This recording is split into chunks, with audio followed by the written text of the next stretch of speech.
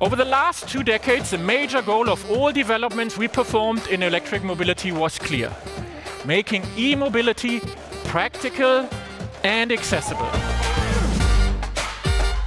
Hybrid 4, this stands for absolutely state-of-the-art plug-in hybrid technology. The Opel Grandland X Hybrid4 stands out with remarkable figures when being tested in the WLTP driving cycle.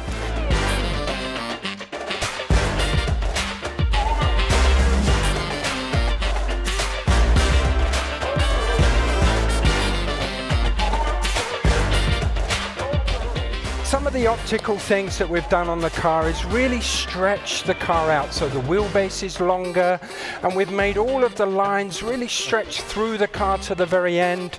We have a really great all-new generation Corsa.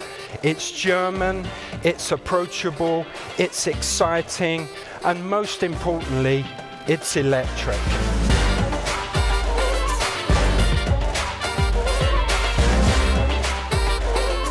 I hope that already these two first, the Opel Grandland X Hybrid4 and the Opel Corsa-e, fully convince you when we say Opel goes electric.